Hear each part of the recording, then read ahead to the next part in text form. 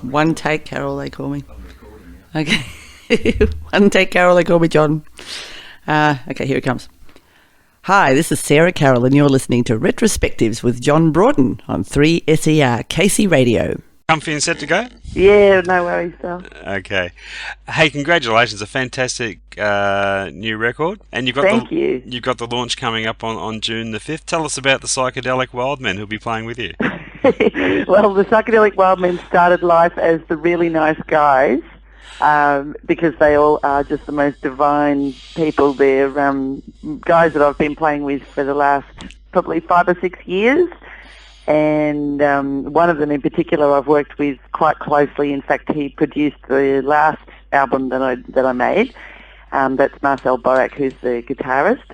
And we toured together a while back, and since then have worked together quite a lot. Tim Fullerton, who's the bass player, is a fellow that lives down here in Ocean Grove, near me. And we've been playing together for a while. He's in a number of bands, and he plays a lot of Latin and reggae sort of stuff, but he's also really good at rootsy music as well, and a great double bass player. And Chris Tabone, I work with Chris he's the drummer, and I work with him in a few kind of outfits, but he's been my sort of live drummer for the last 5 years or so. And these are essentially the guys on the record as well, which must be a great advantage, having musos around you that have already got a great handle on the songs. Yeah, well, absolutely, and that's what I really wanted to have with these songs, because we had been playing them for a while, and you know, developed grooves and tempos and moods and all those kinds of things that only come when you've had a chance to get to know a song properly, you know. In fact, the others really helped to develop the songs to the point that where they were, you know, ready to be recorded. So that was an important part of it for me. So these songs would have been around a while, because I remember the last time we spoke, you said you already had songs basically ready for a new solo album, and that was about 18 months ago. So I guess by the time you got into the studio, that these songs were well and truly honed.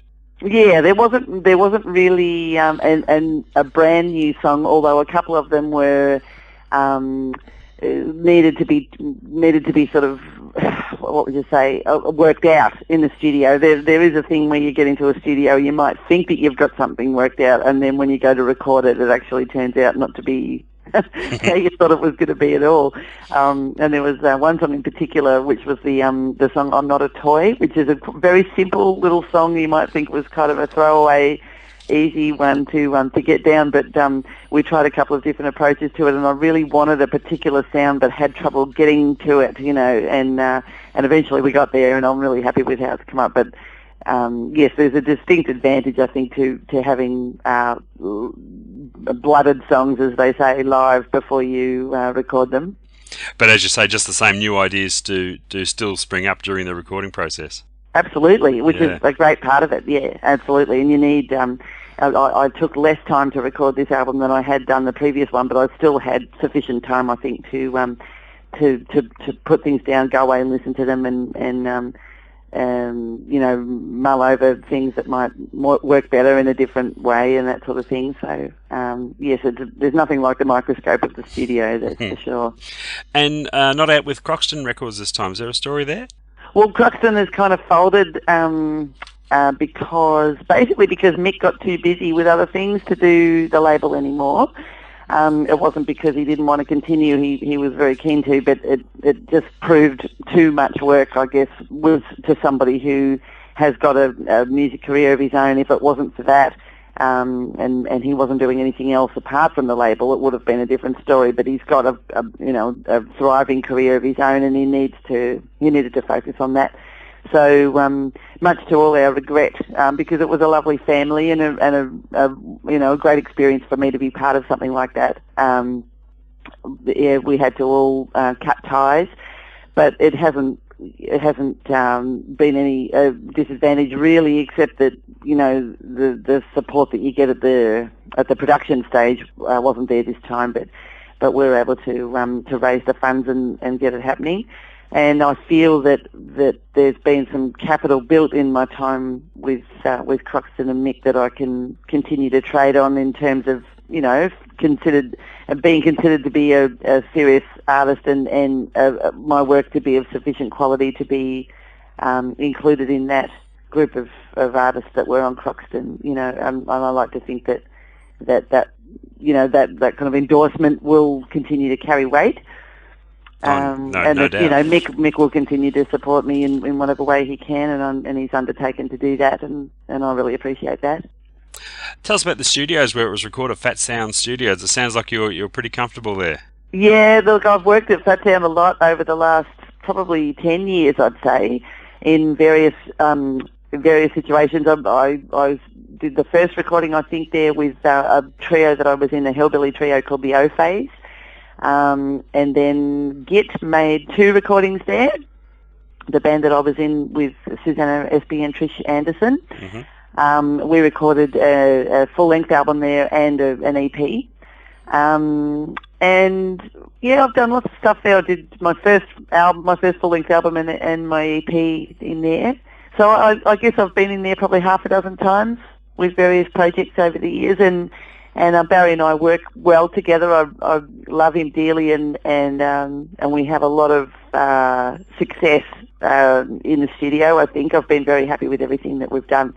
And he's a wonderful musician as well as a great engineer and stuff. So he's a double threat or triple threat or whatever you say. as many good engineers are. I can think of a few. Craig Pilkington over at Audrey is another example, and he's the guy that I used to master the album. And I think you can't beat that combination of musical knowledge and proficiency and the amazing engineering skills that come with people like Barry. Yeah. His studio is a subterranean kind of uterine space, I always like to say.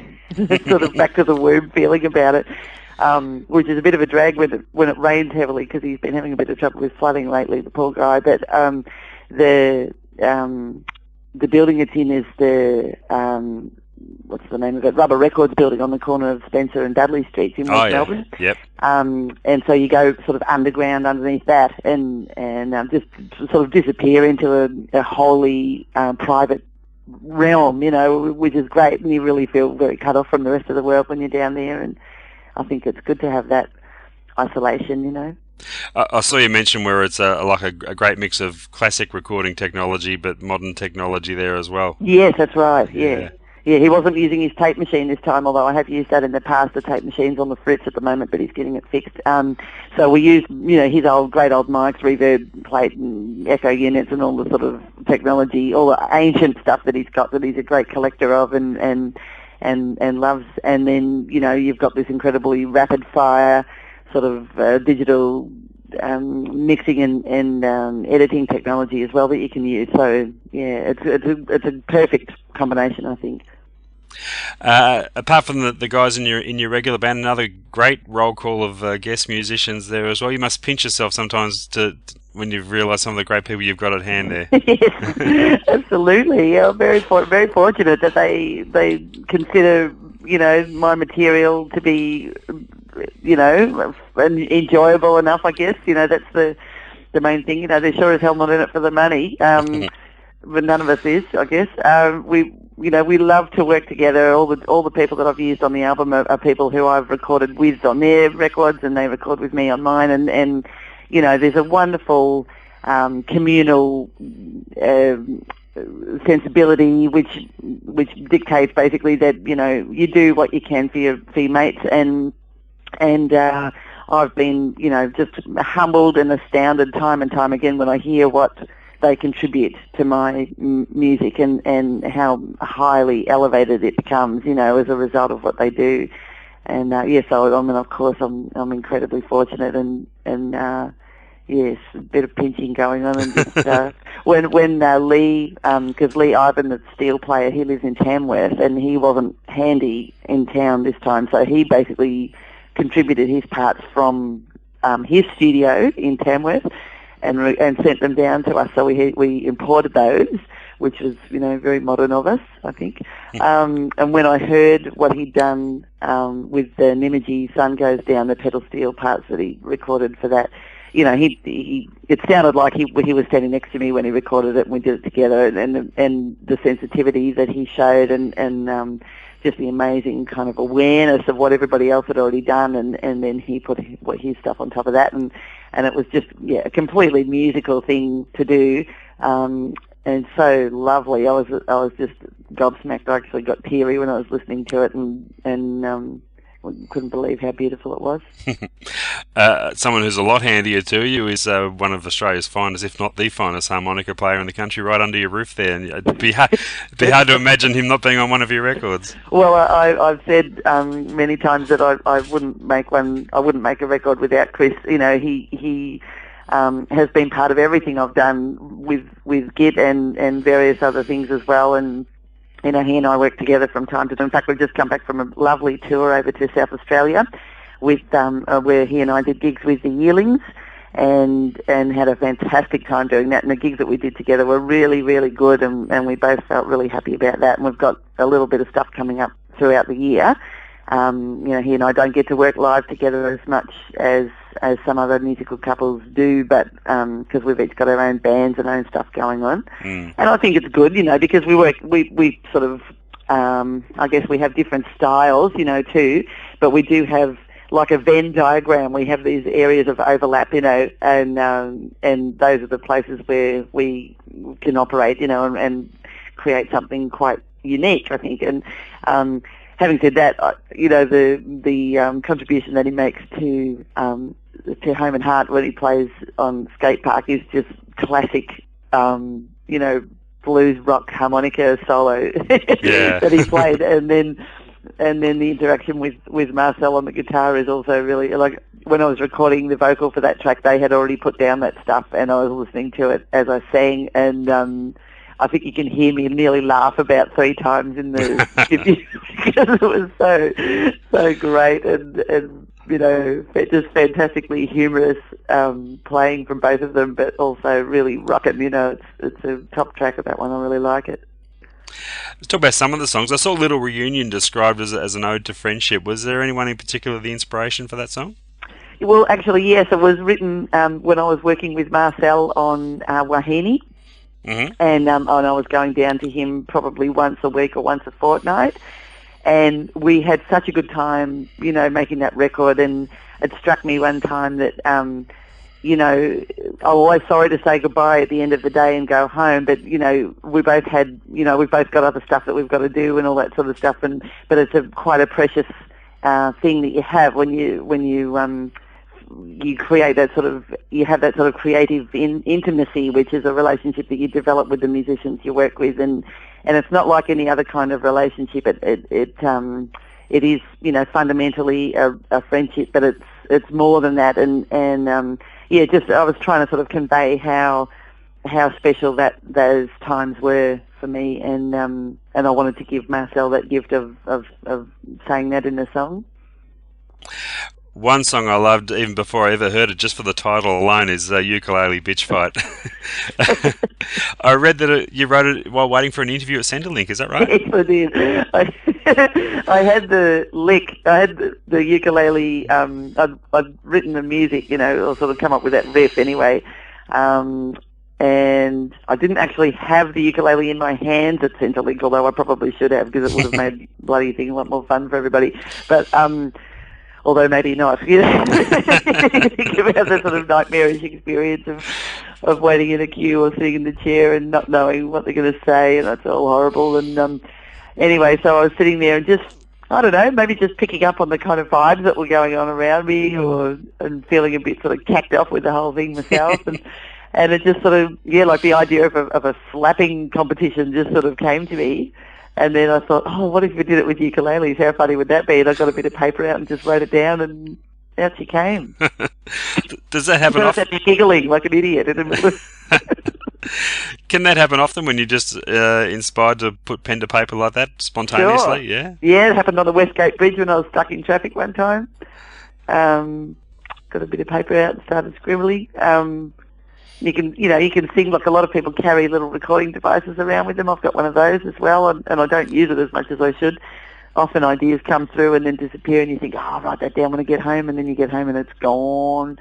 So it pays to try to grab hold of stuff, you know, when it comes to you. But yeah, generally I have to say I've been very fortunate that most of the songs that I like the most anyway that I've written have been that sort of immediate experience of maybe sort of skirting around the edges of something and thinking I might have something for a little while, and then all of a sudden, pow, the rest of it comes in a big rush, and I'm able to capture it and then go, ooh, that might be a good one. Were all the songs on this record written specifically for the purpose of being on a solo project? Were they ever intended anywhere else, like for the Dunes or anything like that? No, they're all written with the idea of being a group of songs on an album together, I think. That's a good question, though. I hadn't thought about that. Yeah, sometimes I'll write something like specifically to a purpose. Like I'm in 3 bands at the moment that I consider to be, going concerns and things that I would write music specifically for. One of them is the Dunes. One is the Cartridge Family, which is a new enterprise that I've undertaken with Susanna and Rusty Rich, who has recently left the Scared Weird Little Guys, or the Scared Weird Little Guys have stopped operating, and they're a comedy duo, musical comedy duo. Rusty and Susanna and I have worked together now for probably a year and a half, and just on and off, but we're planning to do more and more things. And that has an element of humour about it, not so much in the musical area, but in the between song patter department. Because Rusty is very funny, and he thinks I'm funny, so it's good because we can crack jokes, and Susanna stands in the middle and laughs, and that's beautiful. So we kind of I'll be thinking about writing songs for that, and I have actually written one specifically for that band already, which is called a lovely little farm-based ditty called "Nobody Shovels the Dung But Me." And so there's that, and then there's my stuff with the Psychedelic Wild Men, which is what they're called in favour of. To get back to your original question, I did name them the Really Nice Guys, but the bass player balked at it and said, "Can we have something a bit more out there, please?" So then Chris, my husband, actually came up with the Psychedelic Wild Men, and that's stuck. So when I work with those guys, I'm doing my own kind of material that I write I write the most sort of naturally, I suppose. Yeah. And then there's other things that I will write with more of a tone in mind, But when it comes to my own stuff, anything goes. And as you will have heard, because you've listened to the album, there's a lot of different flavours on there, and a lot of different kind of grooves and tempos and ideas and that sort of stuff. And so, that's good. I think that you should be able to include all the sounds that you love when you're making your own record. There's another little project of yours I've noticed crop up lately too, and you're a little hard to keep up with at times. There's the Pirates of Beer. Yes, the Pirates of Beer. Well, that's a great avenue for Chris and I, and also Sweet Felicia, who's Chris's sometime regular bass player. She's a fantastic songwriter and singer in her own right, and leads her own trio, Sweet Felicia and the Honeytones. And she is a very important member of the Pirates of Beer, as is Lee Ivan, who's the pedal steel player who's on my album. He plays in the Pirates of Beer on electric guitar and steel.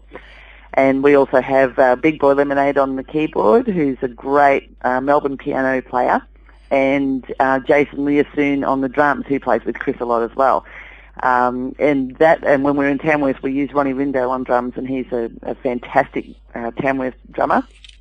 And that's a band that kind of came together originally to back Bill Kirchen, who's a wonderful American guitar player who came over to play about 3 years ago and needed a band, and he's a mate of mine, and talked to me and Chris about it, and we decided that we would sort of form a band from his peeps and mine, kind of, and put them together. And we learned Bill's material and had a great time playing with him. It was awesome. And then after that, just thought, we should do some gigs. We'll put in all this work. We should do more stuff. And then Lee said, "Why don't you come to Tams?" So we did. We've done the last 3 Tamworth festivals. In really good plum sort of gigs. Fantastic shows. And we've also done Port Fairy, and we just did Apollo Bay, and that was really, really good. We had a great time down there. and Brunswick Music Festival also. So, from time to time somebody will go, let's do it. And but because, we have interstate members and that sort of stuff, it's a little bit like the Dunes too. We have to sort of plan well ahead and make sure that there's enough work to sort of justify the expense of getting everyone in the same building, Yeah. So it's really fun. We have a great time when we do it, yeah. Back to this CD, the cover art is very striking. Can you tell us how that all came together?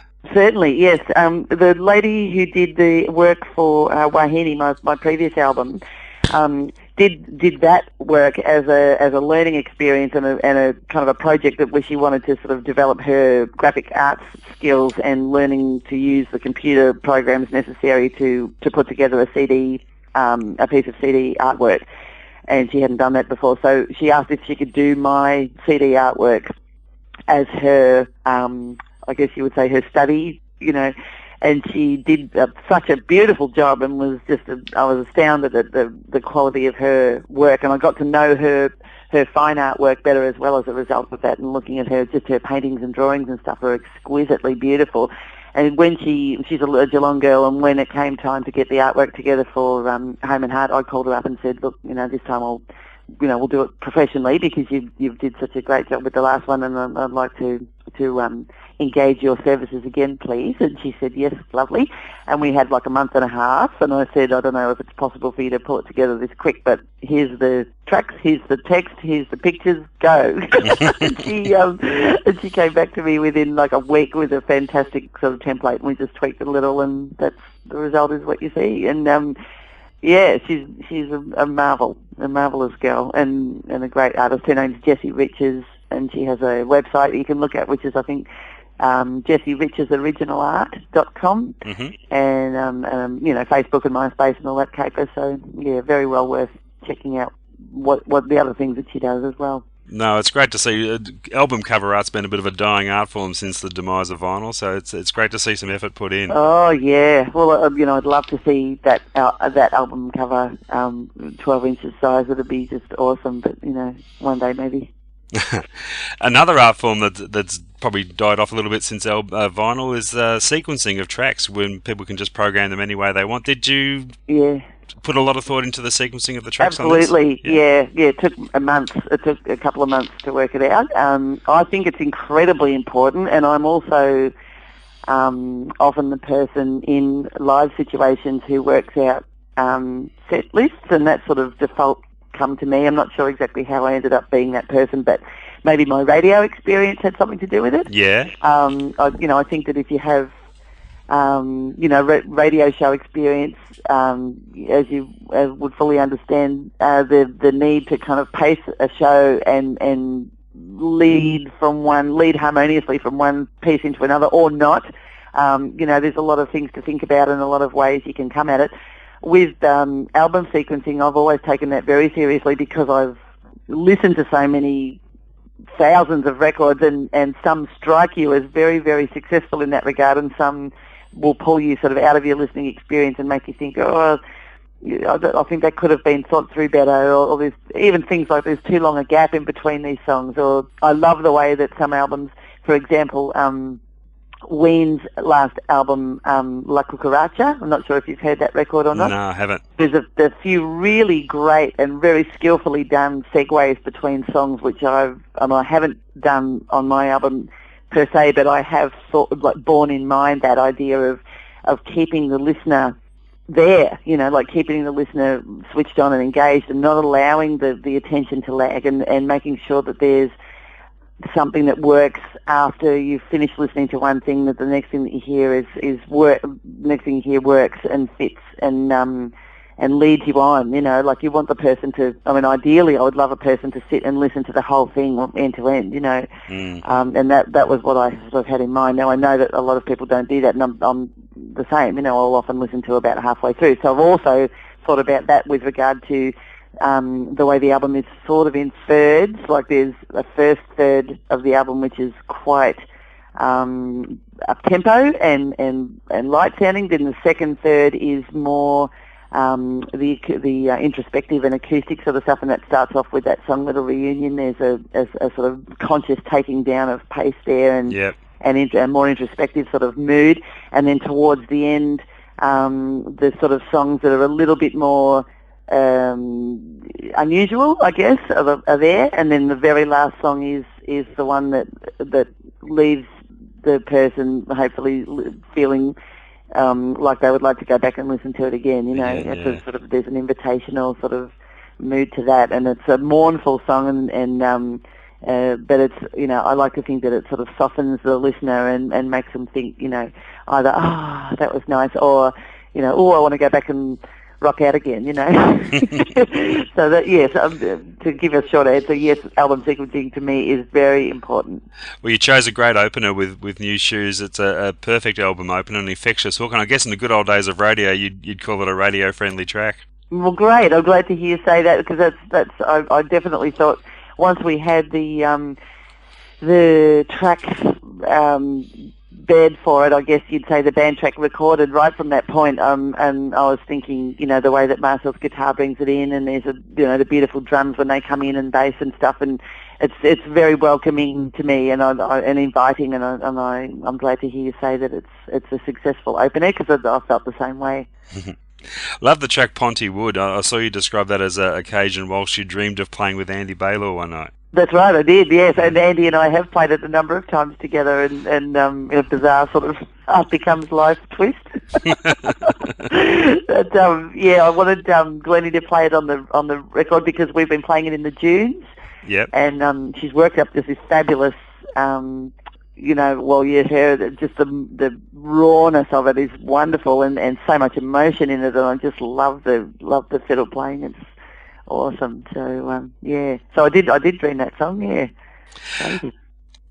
Just looking at the liner notes, you must make mention you've dedicated the album to the memory of Brooke Massey. What can you tell us about Brooke? Brooke was a fantastic guy who came to work with me and Alec Morton, who's just about to close the last record store in Collingwood. He and Brooke and I were great mates at Dixon Recycled Records out at Blackburn. Oh, yeah. And Brooke, I think, had come down from Sydney, but prior to that had been in West Australia, where he was from. And he was a radio announcer and a record company rep. And when he came to work at Dixon's, he just injected the most huge amount of fun into that place. It was a fun workplace anyway, because it was populated by, you know, your classic sort of record shop worker people who were all mental and just loved, you know, nutty music and just having a really good time and doing as little work as possible. But what Brooke brought along to it was this sort of quite hip Sydney sort of vibe, and also a love of really good music, and he was just a wonderful person to work with, and we loved him dearly. And he became ill and died of cancer late last year, and I hadn't seen Brooke for a number of years, and I really deeply regret not having seen him during his illness, and so I wanted to give him and his family a gift, and so I didn't know whether he had ever had an album credit in his life, and he certainly deserved one. And so I thought that would be the nicest way I could think of to commemorate him and just give his family something to hold dear, you know. Beautifully done, yeah. Yep. Now, I believe you're no longer directing the Tides of Vulcan's Soul and Gospel Choir. No, that's right. I had to stop doing it because I basically didn't have time to do it anymore. I took on you know, the additional band project, and also, you know, with the recording coming up, I knew that I was going to be wanting to make an album last year, and so I asked for a sabbatical last year and thought and agreed with the administrator of the choir that we would reassess the situation sort of towards the end of last year and see how everybody was trucking along. And I did work with them leading up to the Queenscliff Music Festival. We did work together again, and it was lovely. And, you know, they're just the dearest group of people. But basically, I had to make way for other stuff, and so I've handed the reins over to the lovely Tiff Eckhart, who's now the director, amongst all her other projects. And she did some work with them last year as well, and very successfully. So she's the leader of the choir now. So I feel very happy that I've not left them in a situation where they weren't able to go on, or a situation where they were being led by somebody who I didn't approve of. Because I mean, all the people who wanted the job were fabulous, you know. But I'm glad that Tiff got it, because I think that she brings a different thing to it, you know, a different aesthetic and you know, her beautiful original material, but also, you know, just the way she sings and plays is very different to how I go about it, and I think that's good for them, you know. Yeah. Mm. And just before I let you go, Sarah, how's the rest of the year shaping up? It's pretty much going to be focused on pushing this CD out there? Well, look, there's going to be a bit of that. I would like to go to Sydney and play some songs from it. I would like to go back to Adelaide and maybe down to Tassie and up to the North Coast, because I love it up there. But there's stuff there's so many things going on. There's June's business coming up pretty soon, and we're going to try and record again pretty soon. We're going to go up to Newcastle and do some songwriting and some gigs in July. And then there's, what else? There's some festival stuff happening later in the year, and that'll be with various acts. And I've got a big choir project that I've just been asked to take on, which is a thing called Blues and Blessings, which is a project sort of inaugurated by Steve Clark, who's Fiona Boyce's partner and also an ordained minister in the Anglican Church, and he is a tremendous mover and shaker. He's like, you know, the second coming, Steve, I reckon. Well, I don't know that he'd approve of me saying that to him, but he's got this massive sort of choir / musical project coming up that he wants me to be part of, so that's going to take up some space, I reckon, in the second half of the year, and I'll continue with my teaching and all that sort of thing too. So, you know, I definitely want to promote this album and play these songs in front of as many people as I can, because I really believe in the album and love the songs, and I love working with the guys, and so we'll do as much as possible. So ear to the ground for opportunities to play with the fellas and go as far afield as we possibly can, but also, you know, fitting in things with the Junes and the Cartridge family, and perhaps some more Pirates of Beer gigs later in the year, and choir stuff and teaching, and then there's my children, and, you know, there's a lot of balls to keep in the air, but you know, it's all great, and I'm wrapped in everything. So yeah, watch this space. As busy as always. Hey Sarah, thanks so much for your time. It's fantastic to catch up with you again, and congratulations again on a mighty piece of work and a great album of diverse styles, but we're loving it. Well, thank you so much, John, for your interest and your support. I really appreciate it. Good on you. Well, hopefully we'll catch you around the traps over the next few months. That'd be lovely. Good on you. Thanks, Sarah. Thank you. Ta-da. Bye.